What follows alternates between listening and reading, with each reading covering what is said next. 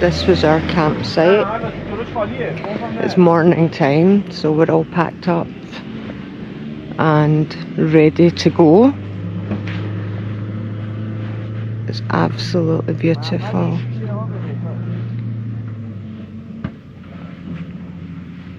It's so vast and such a difficult desert, but if you haven't been, it's definitely worth the trip.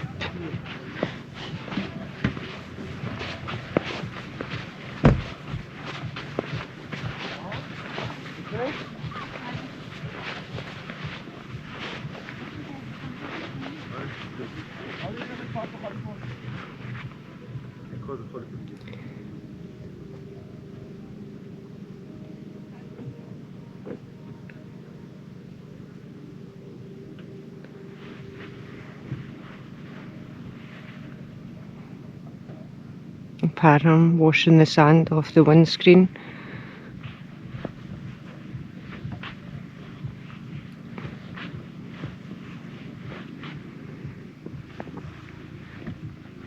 I think it's like 7:30 in the morning. It's super warm and obviously gets warmer as the afternoon goes on. However, at night time it's very, very cold. So if you do come, make sure you pack lots of blankets and a good jacket.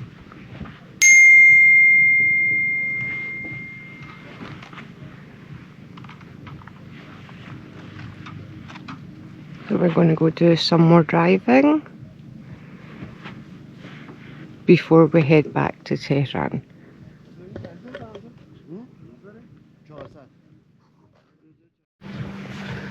Welcome to Gode Bagh, in the middle of the desert. There's actually a sign, isn't there? It asks you not to go down. There is a sign over there saying do not enter here.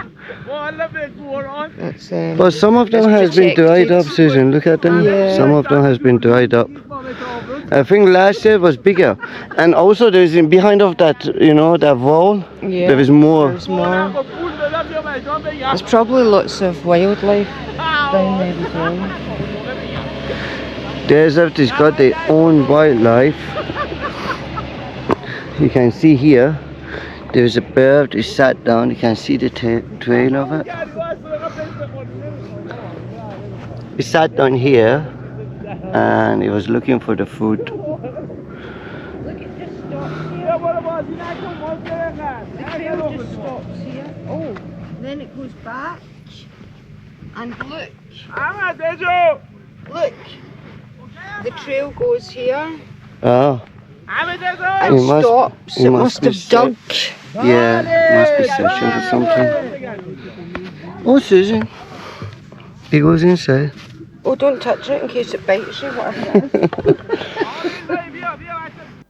is. Iran is home to one of the world's most mysterious deserts, Rig-e Jenn, a place where travelers have vanished without a trace. Explorers, adventurers, even resources teams all disappeared under the strange and unexplained circumstances. Watch till the end of the episode. Some of the mysterious don't want to be solved.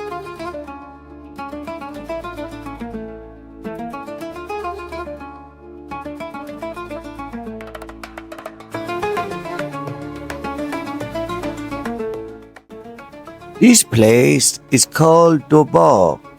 It means two gardens, and this is where we stop. Do Bagh is a natural depression inside the Rig-e Jenn desert. It may look empty, but it's extremely sensitive. Do Bagh is a protected natural area. Entry into its core zone is forbidden.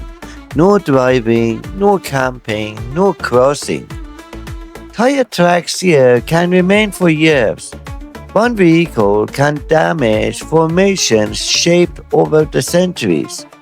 The ecosystems here cannot recover quickly. In the past, people explained places like these through the myths and legends. Those stories kept people away long before rules existed.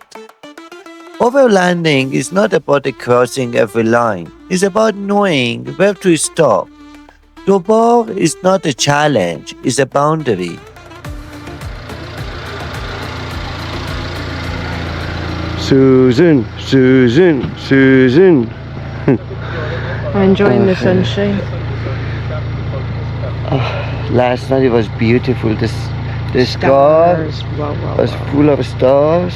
It was stunning, but the camera doesn't. Yeah, pick you it up can, you well. can get it. You can get it. We did try, but it wasn't very good. And then I tried with my phone. Even with the iPhone, you can Yeah, get it wasn't good. You have to see it with the eye, I think.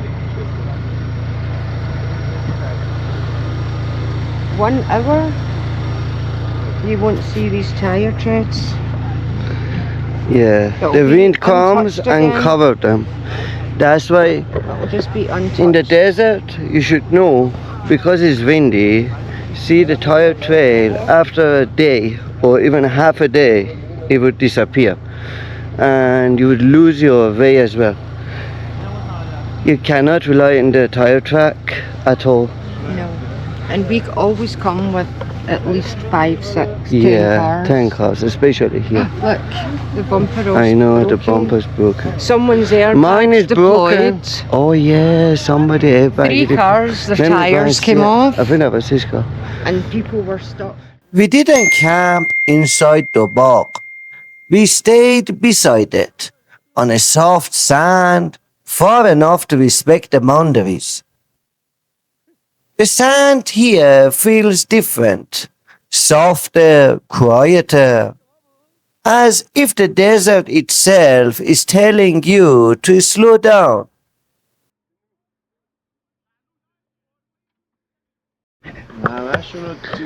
As you can see, the most of the plantation is right at the bottom of the desert, and the reason is all of the rain is coming. The rain would come and it would go right at the bottom of it, and that's why those plants are growing there. All of the rain would slide and go there. And here in the summertime, because there is no water, they start dry up. But they would come back up. They would come back up in the winter. Usually the desert is going alive in the winter, as there is more rain and sometimes snow. Sometimes snows come as well.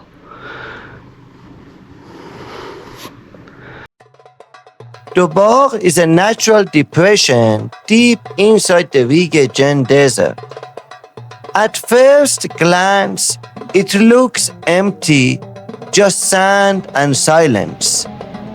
But in reality, it's one of the most sensitive parts of this region. At night, Rig-e Jenn changes. The heat disappears. The wind cools. And the desert finally breathes.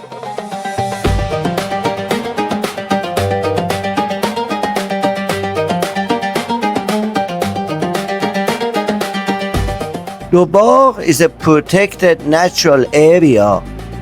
That means no driving inside, no camping, and no crossing into its core zone. We don't stop because we're tired. We stop because we understand what damage one vehicle can cause here.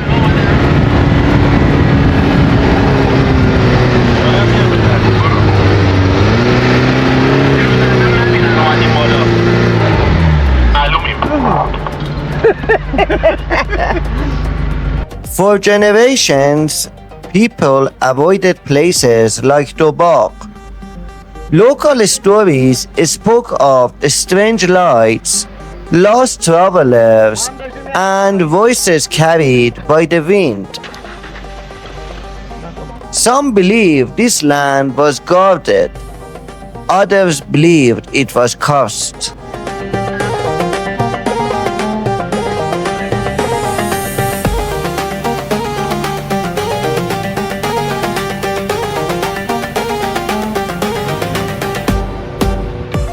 Today we know the science. Tire marks here can last for years. One careless entry can destroy formation shaped over centuries.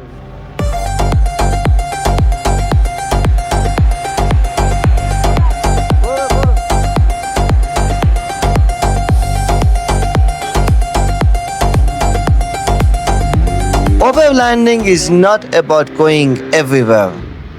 It's about knowing where not to go. Respecting places like Do Bagh is part of being responsible traveler.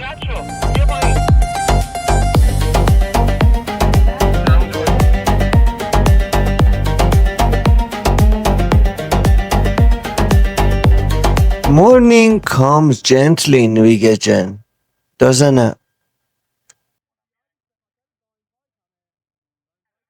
After a night of silence, the desert wakes up slowly, just like us. I actually slept better than expected. The desert does that to you.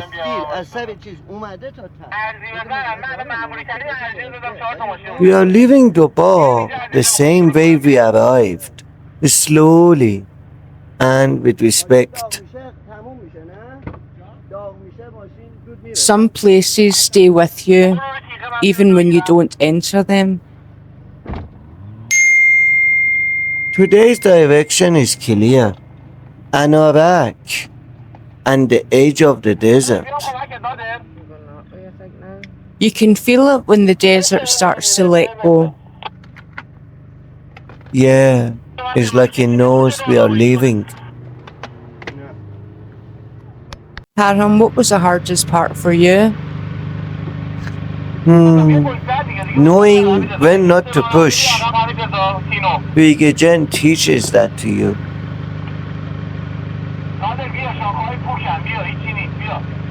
I still can't believe how many stars there were last night. Yeah, it feels like the sky was right on top of us. I thought sleeping in a tent in the middle of the desert would be really uncomfortable. And I slept better than at home. that's what's happened when there is no noise, no lights, just the desert and the sky. I kept looking up before falling asleep. It felt endless. Moments like that remind you why we do this.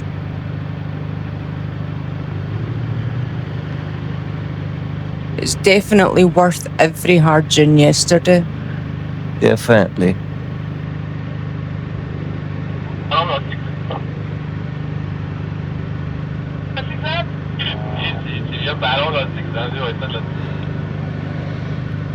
You know, after spending the night here, I understand why people created legends about this place.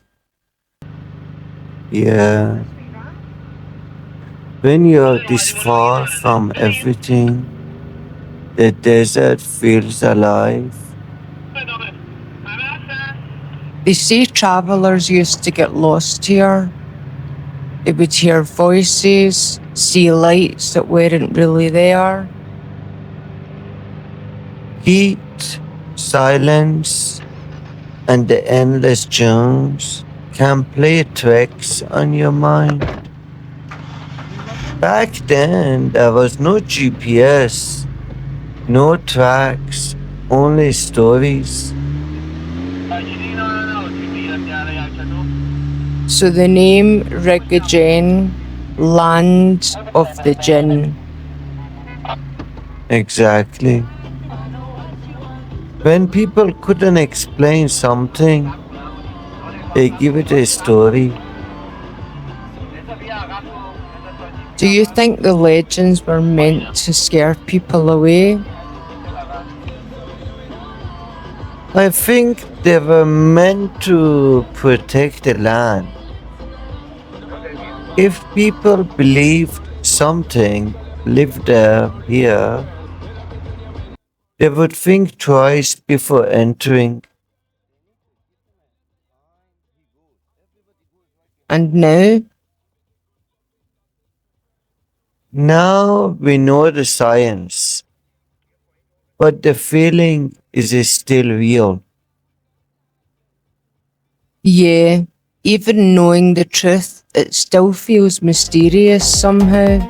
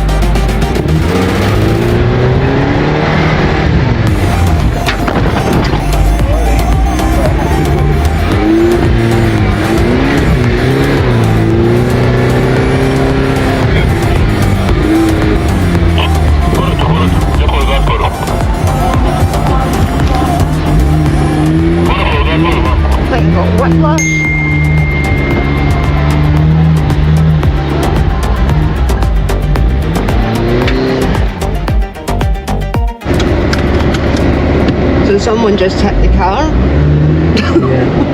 The back of it is a bit damaged. But hey ho, every time we come to the desert, something happens.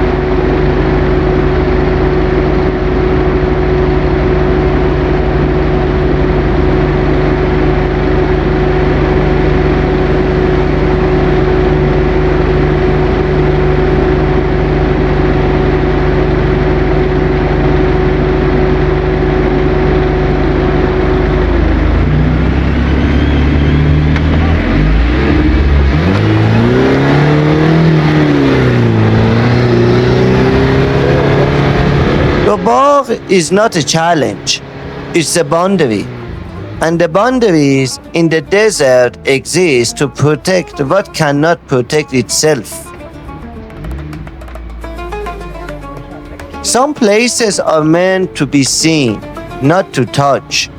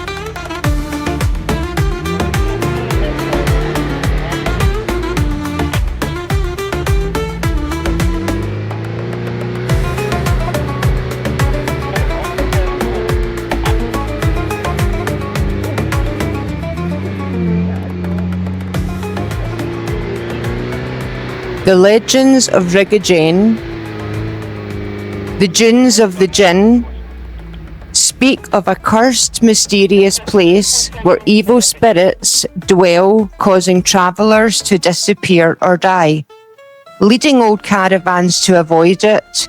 Modern expeditions debunk some myths like the cry of stone being temperature shifts, but confirm its challenging, treacherous terrain, with salt marshes making experienced guides essential for its forbidding beauty.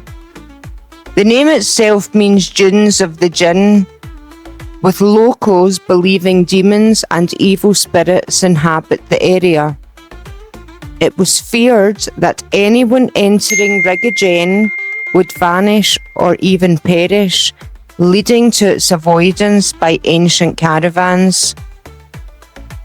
Strange sounds, like the cry of stone, were attributed to ghosts, but are now known to be natural phenomena from expanding or contracting rocks.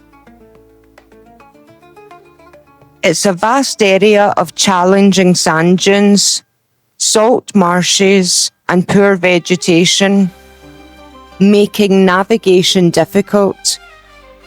There are no water sources, requiring travellers to have extensive supplies. Its mystery and difficulty have earned it the nickname Bermuda Triangle of Iran. Some famous explorers avoided it, but others like Alfonso Gabriel and modern adventurers have crossed it. Marco Polo speaks of crossing it in his journals.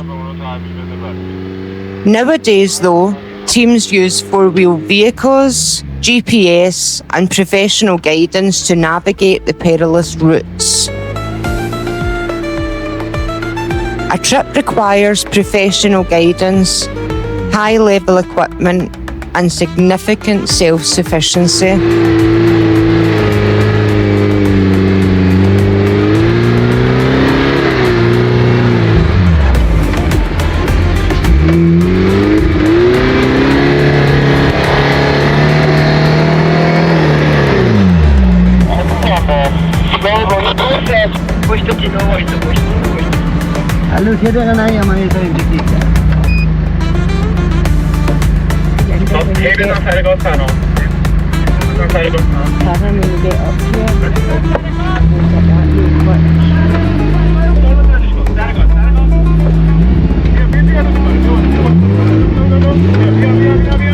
The sound is so deep.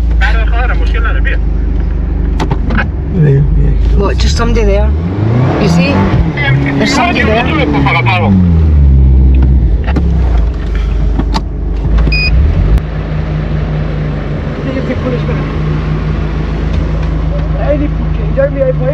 آره به نظر من اون بر بری بهتر. من اومدم پایین دیدم. میگم دیگه عشق کاسه. میخوای بزنی فوره؟ One day in the desert, 1 week in the repair shop. That's what we say. Look how deep the sand is here. Oh my goodness. We're really high up.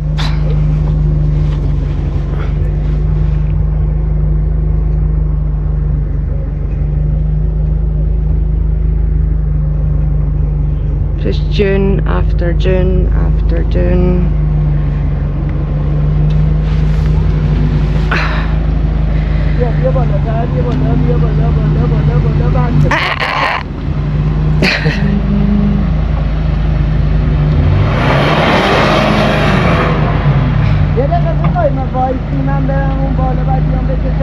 Tell me to go round the way. There's tyre tracks going round and do you want to reverse back a bit, Parham?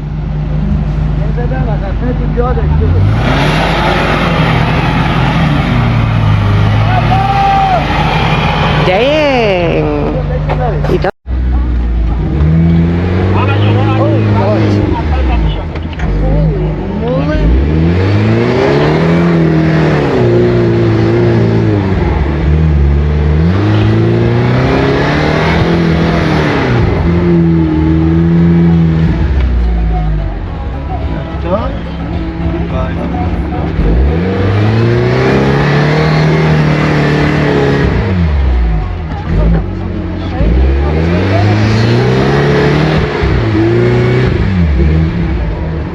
Oh, somebody's went there and got stuck.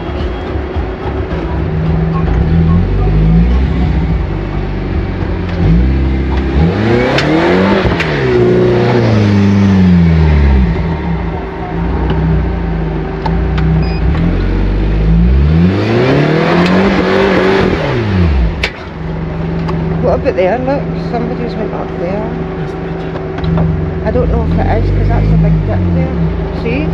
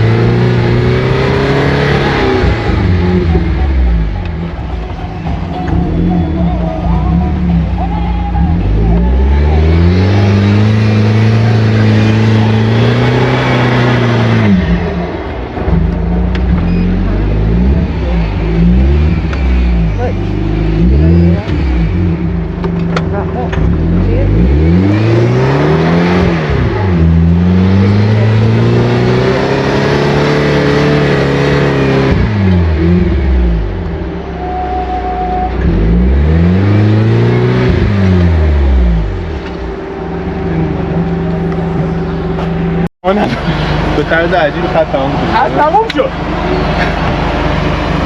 با سلمونی از این مسیر عبور نکرده کسی. دیونه است دیگه، هر جا کسی بره که این نمیره که. دوباره یه خط بود این نمیره. بریم. ما رفتیم. بریم.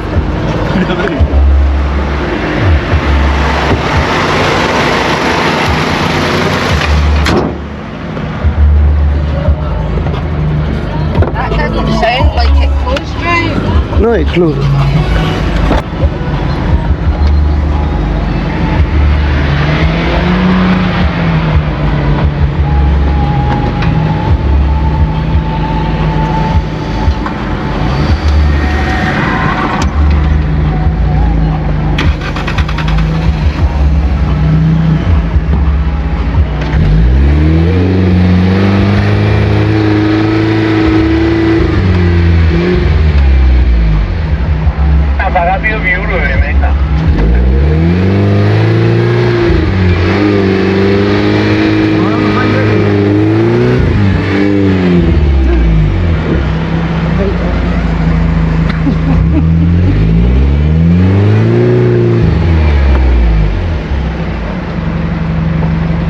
That's like no.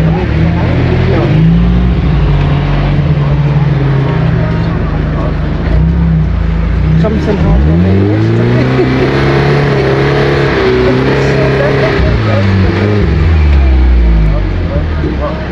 I know, the view is amazing.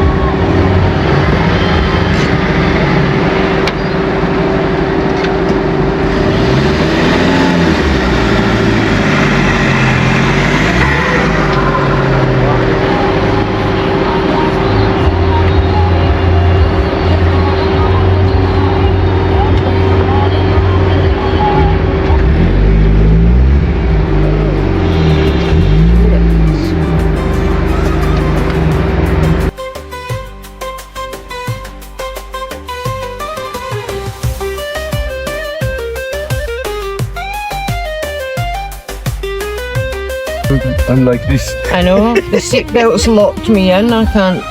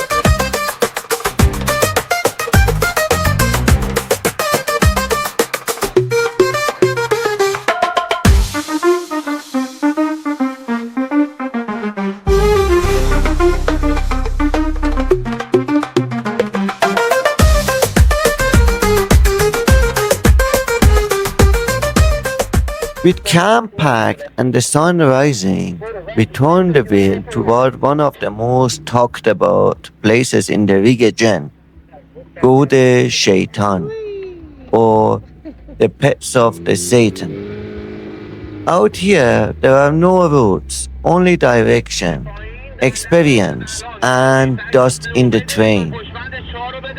The name Gode Sheitan has always carried stories. Locals spoke of the travelers losing their ways, vehicles sinking without warning, and places that tested everyone who entered. The dunes here are deceptive, hard on the surface, soft underneath. One wrong line and you are digging instead of driving. Driving on the Gode Sheitan isn't about speed, it's about reading the sand, conserving energy, and staying calm under pressure. There is a heaviest here, not danger, but awareness. The desert feels like it's watching how you move. Legends don't mean the place is evil. They mean it deserves respect. They don't put the car off, honey. Oh, can you come out?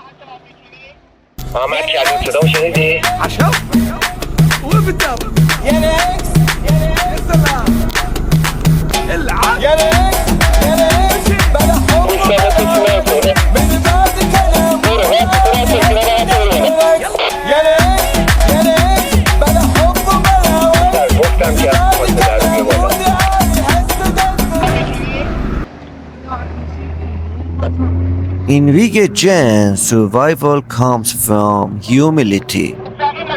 Gode Sheitan lies ahead, and the desert has more lessons waiting.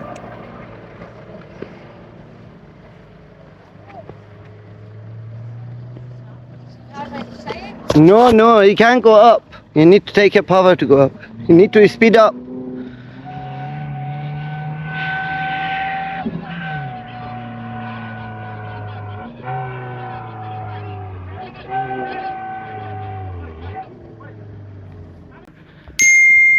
We are right in middle of the Rig-e Jenn. That's the place everybody was losing their life here.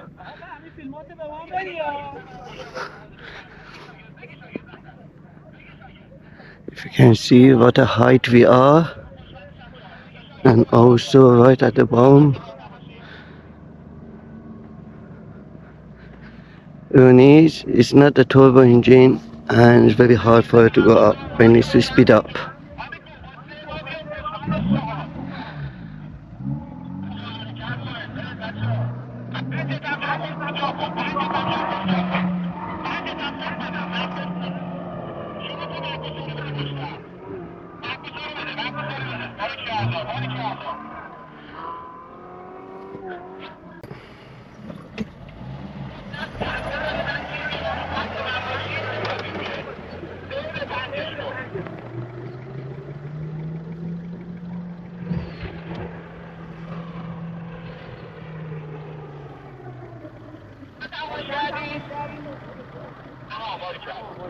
برو.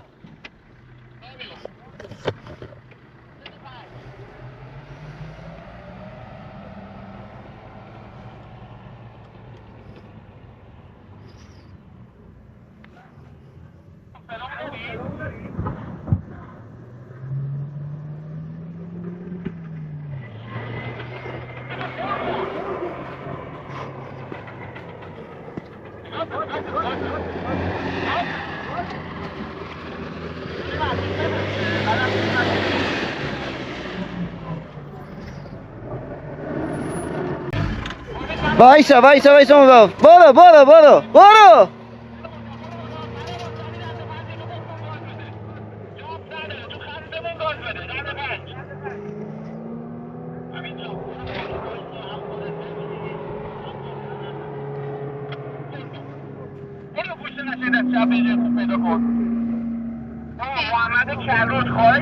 He made that look easy. تمام تبان تو از اون بالا بذاری جواب نداره. رونی تمام بیا. الان که دیگه وایسادی. دنده دو بذار. بازم برو اونوری ببین چقدر میشونی بری اونوری. مانند اون چرخه قدیمیه برو. بعد رو بذارم پمپ میره بالا. میگم که یه فیلم ما میگیریم ما بریم اینجا رو. دست خیلی خوبه. تا خودش فیلم داره میگیره. آره ولی این ور رو میخوام.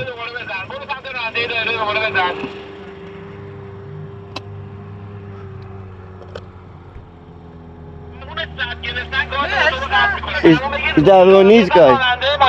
وایسا وایسا نه.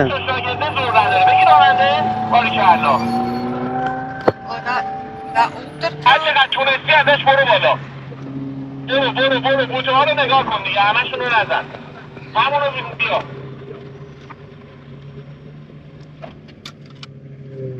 محمد بشی ماشینت هم برو بالا با ماشینت وایسا.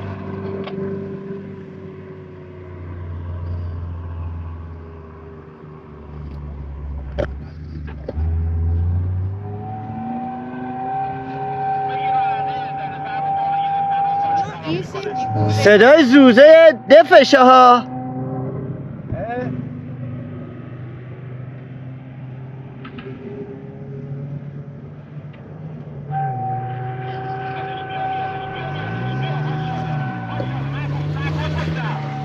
آقا زن ما رو بپا. Almost. بده خاموشش کن. He nearly got it there.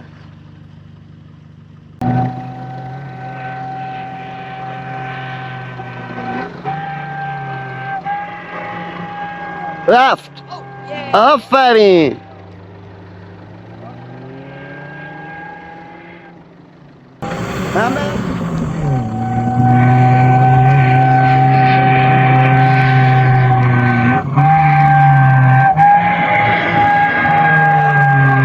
ماشاءالله ماشاءالله.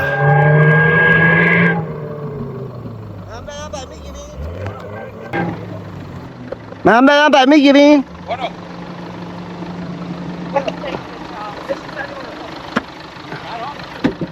بیام بالا.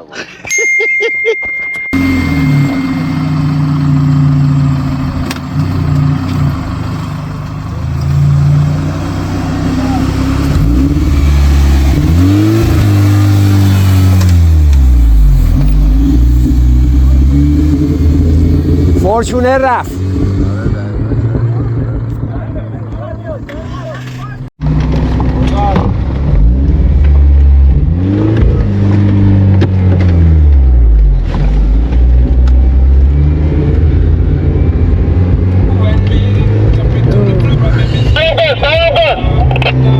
Gas.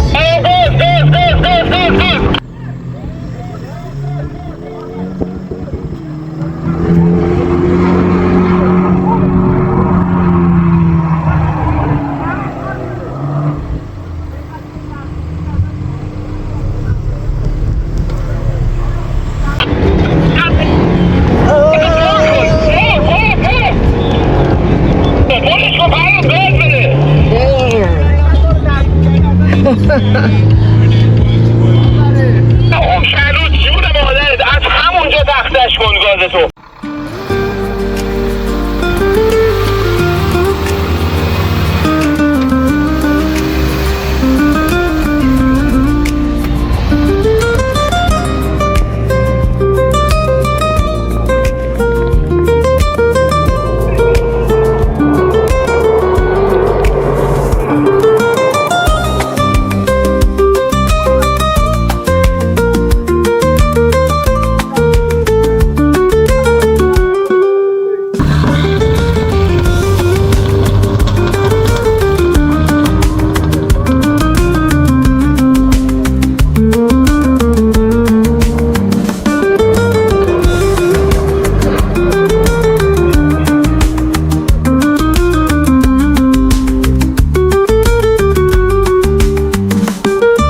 غلامم.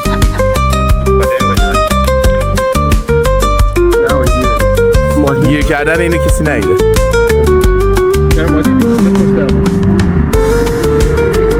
گاز بده خطوط هوایی هماهنگه.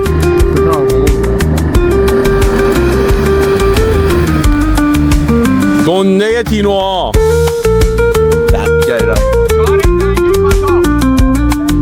سبک بیای یا سنگین نیای.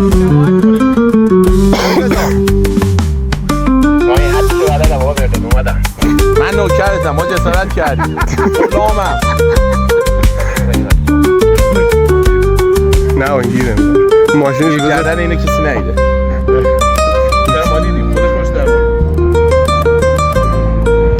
گاز بده خطوط هوایی هماهنگه. 3 تا هواپیما میده.